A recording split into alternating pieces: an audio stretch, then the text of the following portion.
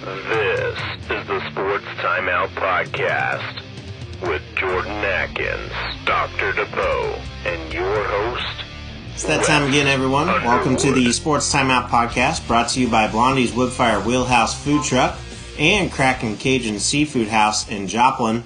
Find them on Facebook. Just search for Blondie's Woodfire Wheelhouse if you're in the mood for some pizza, or Kraken Cajun Seafood House if you're looking for some fresh Cajun. Wes Underwood, back with my partner in crime, Tony, yet again. How are you, sir? Doing great, buddy. How you doing? Good. Good week? Yeah, pretty solid week. How about you? Not too bad. Definitely, once again, ready for Friday, today, and the weekend. Got a wedding to go to this weekend, so it should be fun. It's been a long work week, but it's been a good week, but it's just been a long one, so I'm ready to take a nap or two. Yeah, no joke. All right, let's go. First up, Salvi's incredible finish in the MLB will go. Number one in RBIs with 121 over a Jose Abreu, who's in the playoffs. Number one tie with Vladdy with 48 home runs. Most in a season by a catcher in MLB history. Tied the Royals franchise record with 48, and I think he was content with that. Doesn't really mind sharing that with Soler. For a guy who has really received no press until the season's end, sure has had an amazing season. Sure, what Ohtani did was great. What Vladdy's done as a 22-year-old is outstanding. And these are your top 3 MVP candidates, in my opinion. He's also a guy who has had 2 MVP top 20 bids in the last 9 seasons. Oh yeah, also led the MLB this season in caught stealing percentage. So, the list goes on. I feel as a player, he's just as equal to Ohtani. Both top in their respective position, catcher, pitcher, and outstanding player overall as a batter and a fielder. Oh yeah, also consider Ohtani was shut down and Salvi played with a sprained ankle as he tripped down the dugout there towards the end of the night in his record-breaking night as well. So just saying that over well. So, and then Vladdy's out of the picture. What are your final thoughts here on Salvi? Do you think he should be at least top 2? Yeah, man. He led the league in home runs, and like you said, he matched the franchise record. To me, I don't see why he wouldn't at least be talked more about. You're saying that he's not being talked about a whole lot, but to me, he should be up there for sure. Small market guy, definitely believe he should be pushed in to get the MVP. He's won a World Series MVP, and that was back in 2015 when they won it all. So, yeah. I don't know. I don't know here. I don't know what it takes to get him in, but please get him in. Continuing in the MLB, the Cardinals lost to the Dodgers. Am I not surprised? I called it last week. Too inconsistent. You did call it last week. I was hopeful for the Cardinals that, they were going to be able to pull an upset, and yeah. Like anything can like I said last week, anything can happen in professional sports. Yeah. But I think the better team won. They did. And, that's what happened, The Dodgers have been building for the postseason. Yeah, Scherzer didn't look the greatest, but neither does Kershaw when it comes to the postseason either. Kershaw is horrid in the postseason. So having those two guys together, maybe they can end up doing something good. I don't know. Good game for the Astros, though, leading on in the MLB here. Astros did pretty well yesterday, and they pretty much just blanked the other team almost, despite that one run there. And I believe they will go deep. Red Sox and the Rays, that was fun. Sox dominated in the wild card game, though. Love to see the Yankees lose yet again. Red Sox are my second team after the Royals, and I'm really rooting for them here.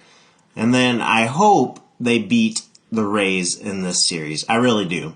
The Rays are pretty good. Wander Franco, don't know if you've heard of him, but he's definitely a wonder down there in Tampa. And then tonight, the Dodgers and the Giants, the Braves and the Brewers. I want to say the Brewers and the Dodgers, but the Braves and the Giants could make those series fun to watch.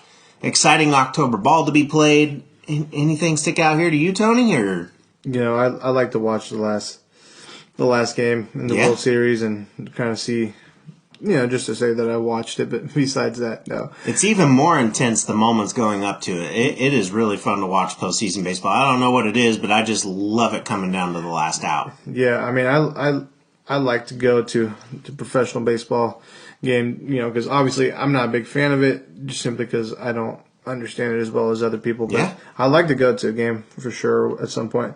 I went to a Marlins game years ago, and it was a great time, so I'm sure I'd have fun at one of our local team games. You need to find Marlins Man on Twitter. You'd have fun with that. I actually, that's probably about the only thing I know about baseball. I mean, he's been to every stadium now, too. That's a fun fact, and that's pretty awesome to do. That is an achievement in itself. Yes. So now we'll go ahead and talk NFL. Lots of defensive moves going on. Gilmore to the Panthers, leaving the Pats. Smith to the Packers from the Cowboys. I don't blame either one of them for wanting out. Yeah, I wish the Chiefs would have made a move, but I think they will be okay. Panthers could be really fun to watch now. They have a good offense. Darnold's been doing well, but the defense just got better, in my opinion, adding Gilmore. Packers are I did hear the Chiefs are pursuing Kwan Williams, though, of the 49ers. Don't know who they trade or what they would give up for it, but I'd like him in Kansas City. Seems like a decent back. Moving on, though, but not far. Chiefs grabbed Josh Gordon. We talked about this last week, and, he's been promoted to the active roster now and will play this week against the Bills on Sunday night. Passed all of his physicals. Passed all of his drug tests. There's 2 positives there that are not bad for him. And then work on your magic, Reed. Work on your magic. Get him into playing. I think it's going to be a tough game. The Bills are dominant. Yeah. I saw a stat today where they've outscored they've outscored the teams like 100 and something to 21. Mm-hmm. I think the Chiefs have a tough game ahead of them, but I think it'd be a good game. I think they have I think they both have great offenses, but I think the Bills have a little bit better of a defense. I wish that the Chiefs would add somebody to help them out, but not really. Well, I don't say I wish, but it'd be in their best interest to do so. I mean, I don't disagree with you here, but I will get on the horse a little bit and talk about this team, the Bills. Yeah, they're great. Josh Allen's let me down in fantasy, so I'm a little angry at him. But, they are good. They come together at the season's end. They bond as a team throughout the season. A lot of new pieces there in Buffalo coming in to help out Josh Allen and company. And the offensive line, though, they're pretty hurt. They're pretty banged up. They had like 5 or 6 guys on the injured list this week, and I don't know how many of them are going to be completely off the starting lineup this week. So that's something to watch come out tomorrow. We'll see the final injury report tomorrow afternoon, maybe.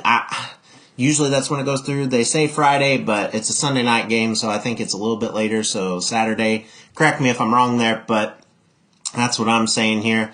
And you know what was ironic, though, about that Andy Reid magic, though, that I was talking about? He got his 100th win in Kansas City last week versus the Eagles. I feel he threw a couple games so he can make this happen, just saying. I'm just saying. Chiefs fans... That makes you feel better, I guess. Hey, the Chiefs fans mentioned he got conservative at the wrong time in the game. I think he did it on purpose. I think he wanted that win, number 100 there, to just kind of rub it in their face for letting him go. Yeah. And, he also has 2 Super Bowls now and 1 win out of those, so... Yeah, that's probably why he lost the Super Bowl, just so he could do it, the Eagles dirty. You never know. Never know. Over to the NBA we go. Preseason starting up. Games start up here pretty quickly, though. Under 2 weeks away for the regular season. Man, you know who looked good and could dominate this year? The Warriors. Yes. But my Chicago Bulls, though, they made Cleveland look foolish, winning by almost 40 the other night. And we're just basically having their way on the floor. Caruso, Lonzo Ball, Olympic gold medalist, Zach LaVine, by the way, then DeRozan and Nikola. Love this team. If not them this year, a resurgent Warriors team who I just mentioned. They almost did it last year in Curry's last-ditch effort. 40 points, 50 points, you name it. He was just shooting all over the place, making baskets, coming off that ACL injury the year before. I don't know. He looked good, but yeah. You got anyone different here? LeBron James, you can't ever keep him out. He's one of the better I mean, you really can't. But who knows? Maybe he has a bad season. He's getting older. Yeah. Getting close to retirement. So maybe we shouldn't, I guess, carry his name with a whole lot more weight. I don't know. I'm not, again, I don't look in the NBA very much. I love watching basketball, though, just simply because it's such a fast-paced game, and it's usually pretty competitive.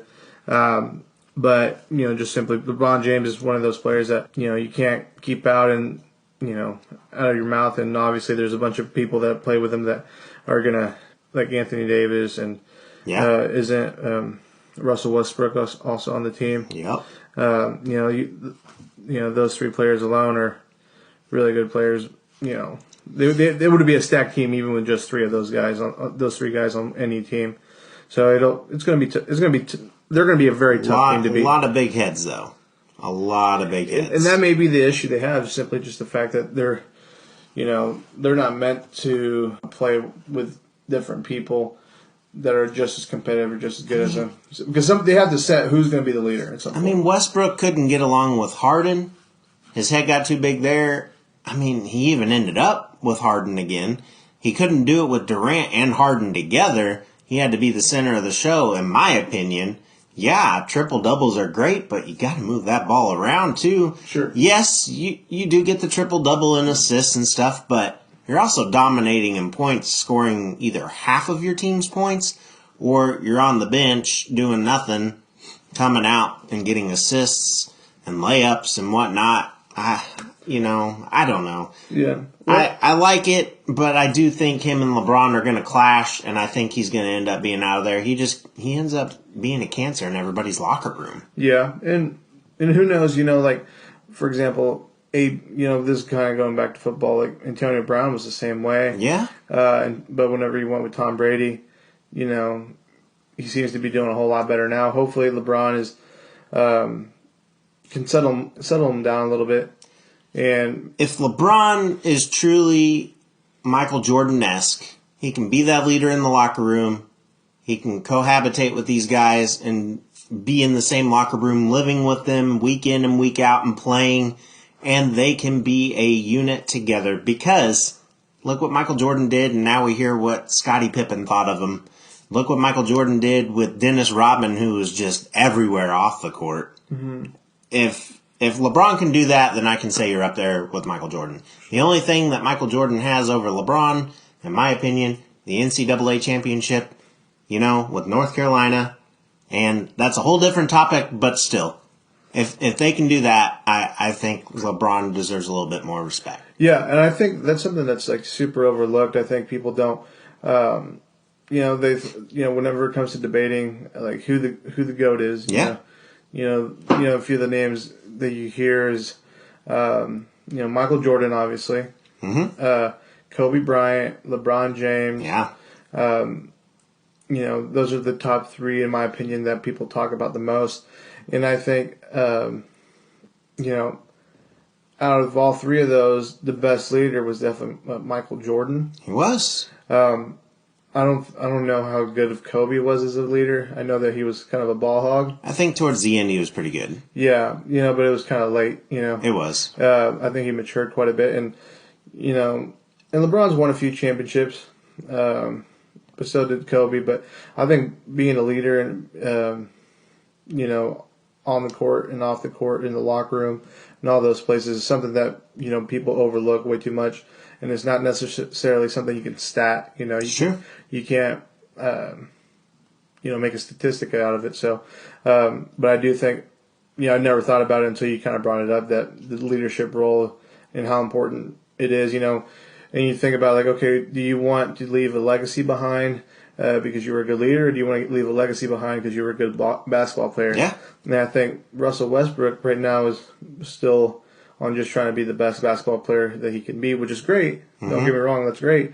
But, I think people would love to see him step up or step down and be a leader that way. Yeah, because I don't really think you've seen anybody who wants to go play with Russell. No. I don't think I've ever heard that. I don't think I've seen it. But people want to play for LeBron. People want to play for Kevin Durant. People want to play with James Harden. Yeah. Even though James Harden doesn't play defense, Yeah. they still want to play with him. Yeah, he's putting up the triple like no other, but, teams do what they got to do. And now we're going to go ahead and end out the show with the big fight tomorrow night between Fury and Wilder. Very publicized fight. Could be a very fun one to watch. It will be on ESPN Plus and pay-per-view. Lots of chatter this week about the fight. Wilder claims Fury doctored his gloves. Fury fires back saying, I'll make him quit. Just some good fight talk here going into it. Do you think it's going to be a good fight or a bust here? Man, so I was actually talking about this earlier to a friend of mine. I think, so in my opinion, the better boxer and the better fighter is Tyson Fury. Mm-hmm. But it's heavyweight boxing, and literally anything can happen. Yeah. It's somebody, by somebody, Deontay Wilder could, bring a right hook from hell and knock him out. Yeah. In the very first fight, Fury was dominating the whole time. And he knocked him down somewhere, I want to say, between the 9th and 10th round. I think it was the 9th round, knocked him down, and, okay, well, Fury got back up. And then in the 11th round, Deontay Wilder looked like he knocked him out. Yeah. And, very first glance, you just see him and his head just bounces off the canvas, and I thought he was knocked out. But he got up and somehow came back, and they declared that fight a draw. So then the second fight, Deontay Wilder got his butt kicked. Yeah. I knew that there was a little bit of controversy about the gloves and stuff. I don't think there's anything there to be worried about if Tyson was cheating or not. I just think that Tyson landed. Yeah, he just got bettered. Well, he hit one right on the ear. He landed one right on the ear, which I don't know if you've ever been hit in the ear or not. Oh, it hurts. Well, it hurts, and you're off balance like crazy. Yeah. I think that's what happened. Equilibrium, right? Yeah. Around there, yeah. Well, I mean, that's exactly what we use for balance is our ears. And obviously, you bust an eardrum, you're going to be like a newborn deer. Yeah, it's not fun. So I'm going to go. Man, I don't know. I could go either way, but I think I'm going to go with Tyson Fury. Yeah, I'll stay Fury here too. But I'm not going to be surprised if anything else happens. Okay. We now head into the 2-minute warning brought to you by 4th Street Bowl in Joplin. Go see Will and his crew and check out the new upgrades at 4th Street Bowl. We will now talk Friday Night Lights and talk local matchups. First up, we have 6-0 Joplin playing host to 6-0 Carthage tonight. Never thought I'd say that in my life, but COC, bragging rights, and probably the winner in most cases tonight. Game time is at 7 p.m. This could be a good one as both are, as we mentioned, undefeated. It's been a fun series over the last couple of years. Could come down to the end. A couple of years ago, Joplin stopped them on that goal line. It was beautiful being a Joplin fan.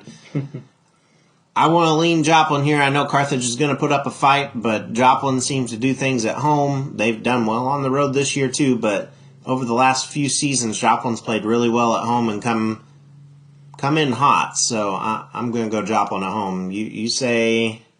Yeah, I'm going to disagree with you on this one. Okay. I think Carthage is going to come out on top. I'm not saying that Carthage is going to dominate them, but Carthage has been very dominant all year so far. Joplin's just going to have to watch that run game. Yeah. Yeah, they can break out with the pass, but yeah. Well, just based off how they performed against Webb. Yeah. The Joplin and Webb game was kind of close. It was. And the Joplin Carthage, the Webb City Carthage game was not very close. No. They were very dominant, and I think that just basing it off of how they played against Webb, I think Carthage is just going to be the tougher, better team tomorrow. Very well could be. Very well could be.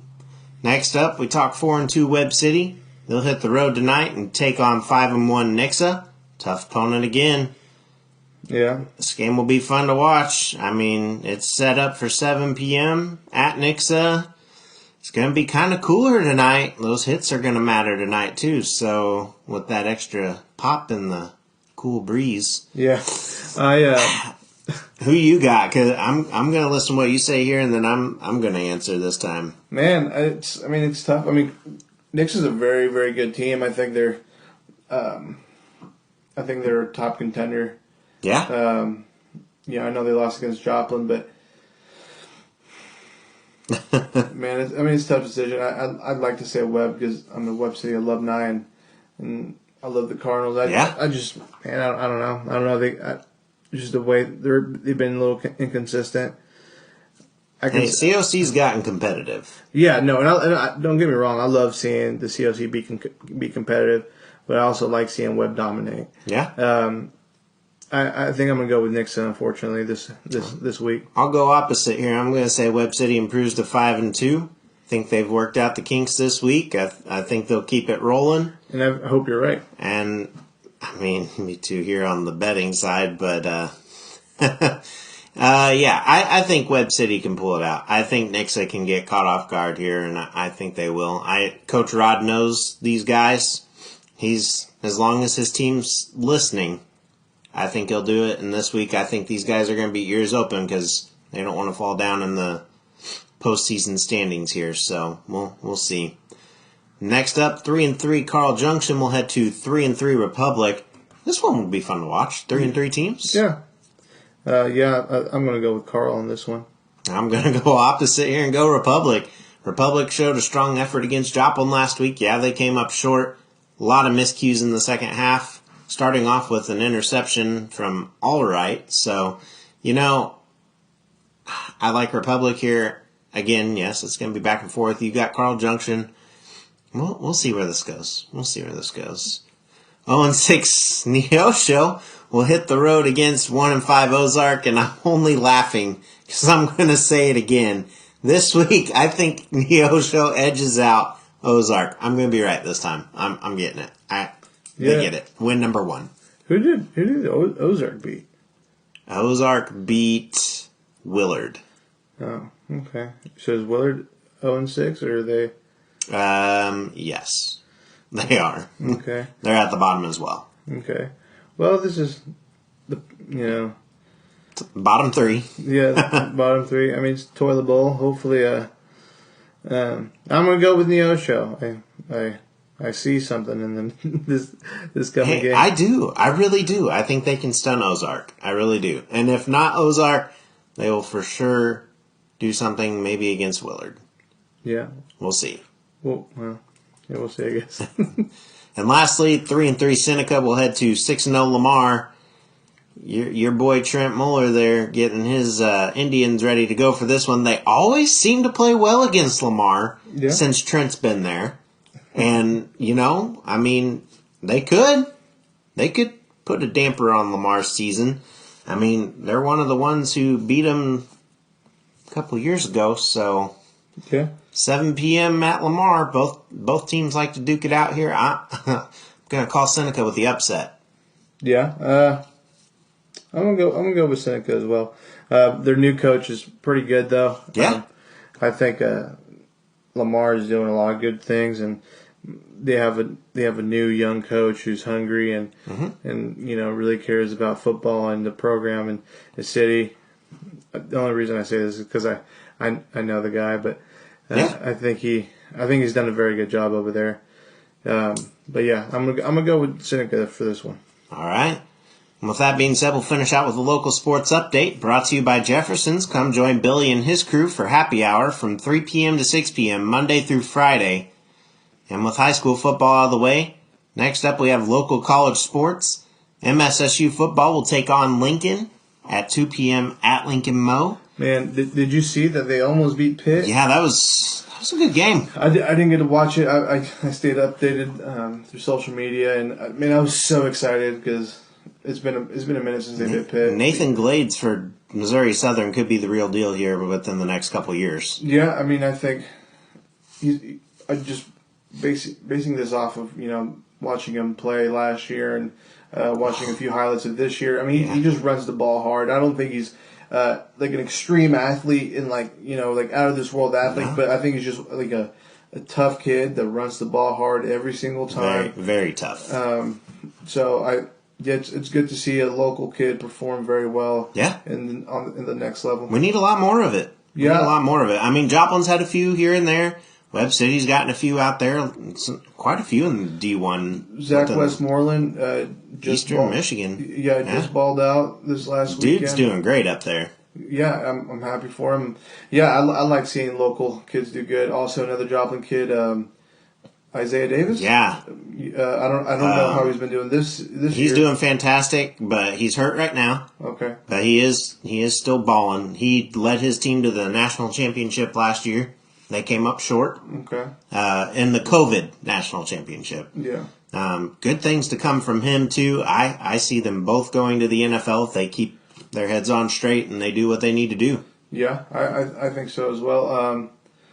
But yeah, I mean, like I said, I like seeing these local kids doing good. And, it's great. It is. It talks good about this area in the state. Me playing college football, they were like, "Oh, you played in Missouri." It doesn't mean anything, but we have some good athletes out there, and people are surprised at how good local sports are here. Indeed, and Pitt State will take on Northwest Missouri State tomorrow at Northwest Missouri State at 1 p.m. I think Pitt State loses that one, unfortunately for them. And then MSSU Volleyball will take on Washburn at Washburn tonight, 6 p.m. start time there, and then head to Emporia State tomorrow at 3 p.m. PSU Volleyball will head to Emporia State at 7 p.m. tonight, and then they'll head to Washburn tomorrow at 6 p.m. And, well, any local fights this week? Nothing there on the big board? Okay. No, sir. Okay. Well, of course, all these games and events are pending the weather and the current and fluid COVID-19 situation. And that music yet again, and it's the end of another episode for us. For Tony and myself, have a great and safe weekend and enjoy this fall weather. I will try.